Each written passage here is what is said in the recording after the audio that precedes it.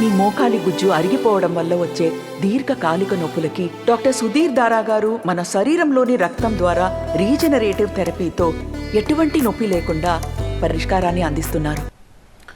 కర్నూలులో కనిపించిన హృదయ విదారక దృశ్యం ఇది. జైలు గోడలు తల్లి బిడ్డల బంధాన్ని దూరం చేశాయి. కర్నూలు ఓల్డ్ సిటీకి చెందిన మహిళను దొంగతనం కేసులో పోలీసులు అరెస్ట్ చేశారు. ఆమెను రిమాండ్ నిమిత్తం కర్నూలు జైలుకు తరలించారు. ఆమె వెన్నంటే కూతురు జైలు దగ్గరికి వెళ్ళింది.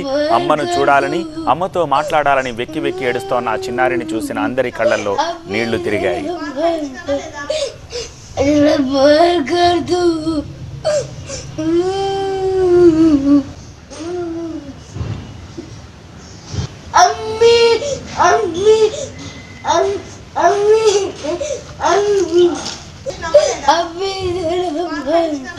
జైలు లోపల ఉన్న తల్లి కోసం ఆ జైలు ముందే అమ్మా అమ్మా అంటూ తడారిన గొంతుతో పిలుస్తోన్న చిన్నారి పిలుపు ఆవేదన కలిగించింది.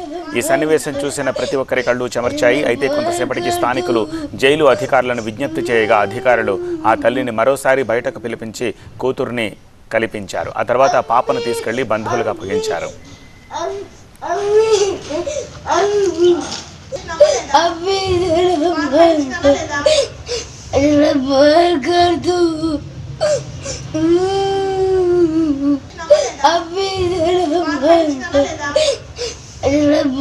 कर दो